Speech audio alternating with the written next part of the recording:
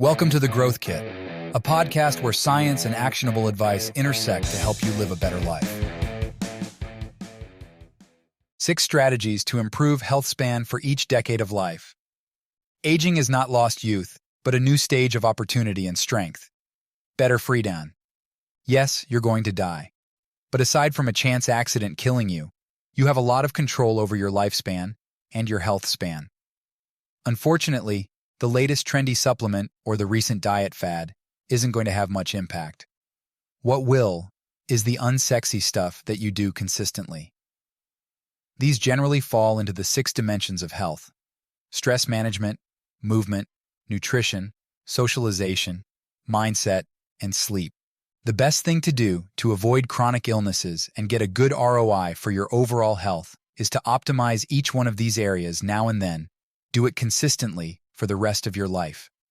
The issue is that we're human, and humans can't successfully begin multiple habits at once and continue to carry them out for long periods.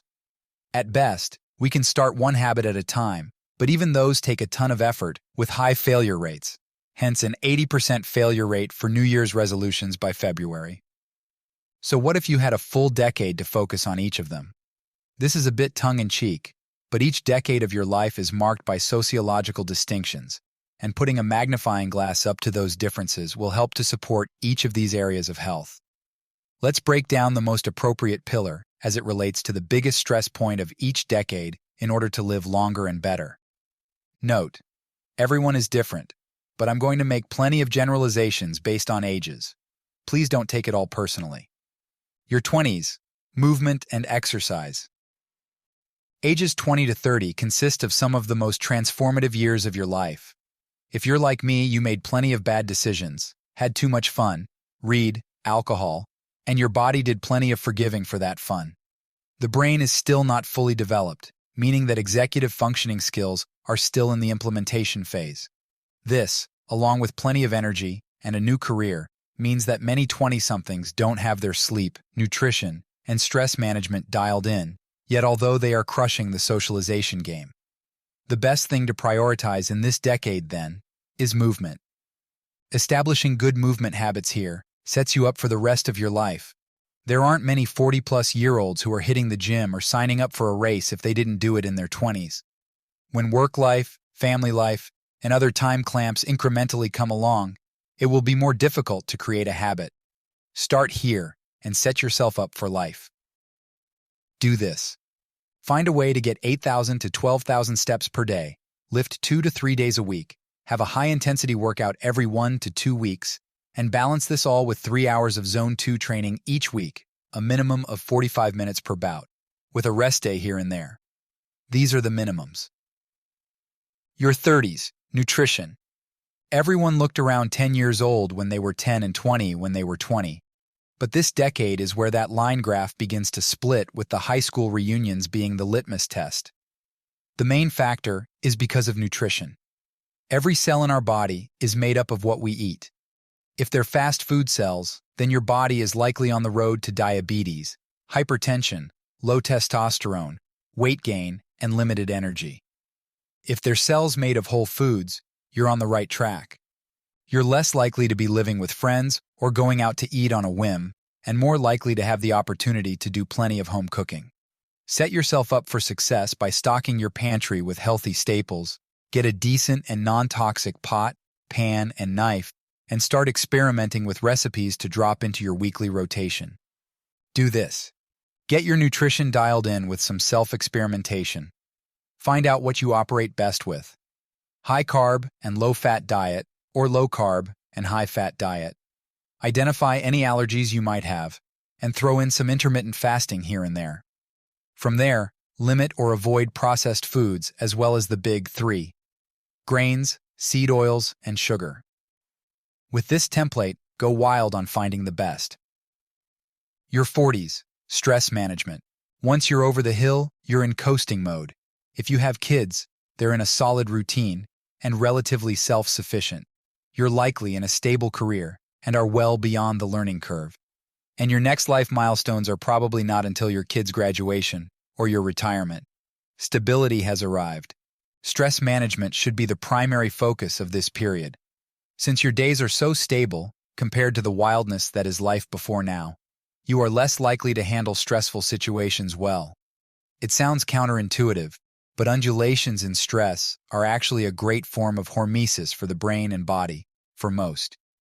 In a best-case situation, you have a stressful experience, and you're forced to utilize your sympathetic, fight, flight, freeze response to successfully manage the situation and then eventually activate the parasympathetic nervous system, rest, digest, repair, while coming out a more resilient person and adapting to better handle similar situations in the future.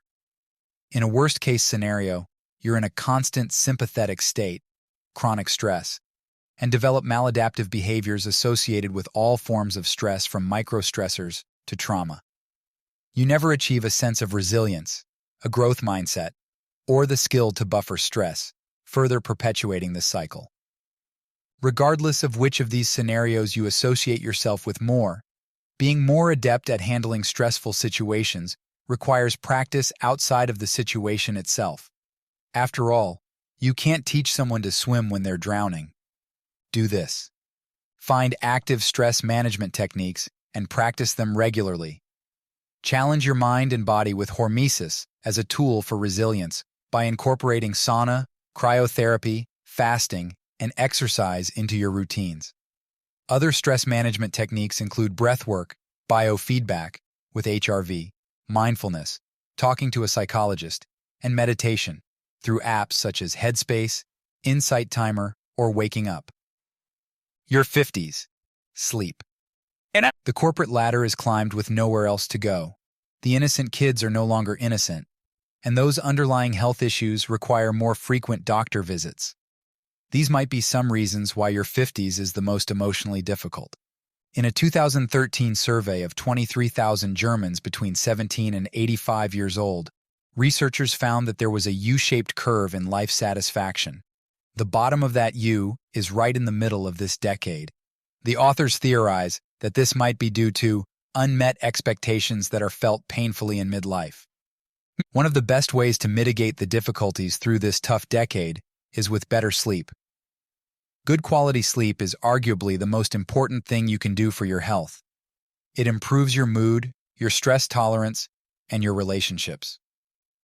Low quality sleep leads to weight gain, low testosterone, hypertension, heart disease, diabetes, anxiety, and depression. It's in your 50s that sleep architecture begins to decline due to hormonal changes in cortisol, melatonin, ghrelin, and leptin. More frequent waking, more difficulty falling asleep, and less deep sleep are some of the common signs, although snoring, sleep apnea, and REM sleep behavior disorder doesn't help either. These issues, in addition to common diseases like diabetes, impact your quality and quantity of sleep, and dozing off for anything outside of the recommended 7 to 9 hour period shortens life. Do this. Start by changing your mindset on sleep and making it sacred and a high priority. Modify your sleep hygiene by incorporating blackout shades, taping your mouth shut for better nasal breathing, and avoiding food and blue light for 3 hours before bed. Track your sleep with wearables such as Fitbit or Garmin watches. If your sleep is still not dialed in, seek a sleep medicine practice. Don't worry, many sleep tests can now be done at home. Your 60s. Socialization. Yes, you're plumped into the geriatric category this decade, but you're also approaching the best year of your life. According to that same life satisfaction survey mentioned above, 69 years old is up there with 23 years old as the best years of your life. In this decade, you're probably not going to be convinced to overhaul your diet, hit the trails for a hike a few days a week, or finally start that meditation practice. You're stuck in your ways, and that's okay, as long as your ways are healthy. The final pillar of health, socialization, is the most likely modification you'll make here with the strongest impact.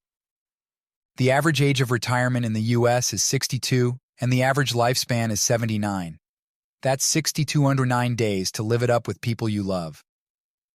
Do this. Schedule trips with friends, monthly dinners with family, weekly bike rides with your friends, or backyard happy hours with the neighbors. Whatever activity you put around it, Just make sure you're in the physical proximity of friends and family more often. Your 70s. Mindset. Mindset is everything. It shapes the way we see ourselves, our place in the world, and the world around us. It can be broken down into many different areas, but generally, people can be sorted into two categories: having a growth mindset and a fixed mindset. Most people aren't one or the other, but rather a mix of the two, although 40% of people have a fixed mindset according to a lead researcher. These mindset differences are the difference between tough and weak, successful and unsuccessful, and even life and death. Sure, mindset affects our day-to-day actions and perceptions, but how does it impact our health? One study measured tested people's mindsets and subdivided them as either optimistic or pessimistic, and then followed them for years. They showed that the optimistic men and women live 11% and 15% longer, respectively, than their pessimistic peers. And then there was this interesting New York Times article that discusses the 1981 counterclockwise study. 8 men in their 70s spent 5 days at a chateau that replicated the year 1959, a time that was 22 years earlier. They were treated younger and told to carry their luggage upstairs on their own. Old shows like Jimmy Stewart played, and current events like the first satellite were on display without any evidence of the modern world. The men were measured prior to the transportation and afterward, and the results were impressive. They were suppler, showed greater manual dexterity, and sat taller, and even their eyesight improved. Do this. Changing your mindset is no small feat, especially in the later stages of life, but it is possible. Mindset change starts with changes in your beliefs. As Henry Ford said, "Whether you believe you can do a thing or not, you are right." Look at challenges as opportunities, not obstacles. Practice gratitude. Focus on the process, not the achievement. Look at every situation as a way to get better. Jocko states this perfectly in one of my favorite videos of all time. Takeaway: becoming more well-rounded from a health perspective takes time, interest, and knowledge. The best time to start this healthy aging process was yesterday, and the second best time is now.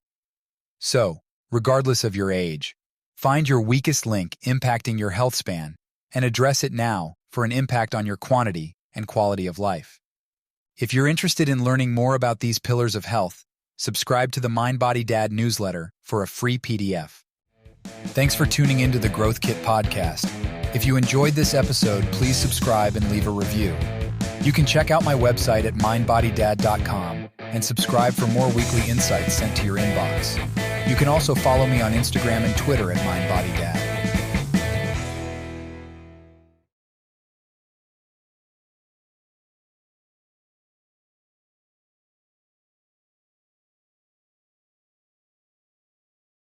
Many of the links I share are affiliate links, which means I earn a small commission if you purchase through them. This doesn't affect the price you pay, but it helps support the podcast. In some cases, I may even be able to provide unique discounts for you. I only recommend products and resources that I genuinely believe in and use myself. My top priority is to provide practical ways to help you live better, and I wouldn't link to anything that doesn't align with that goal. Thanks for your support.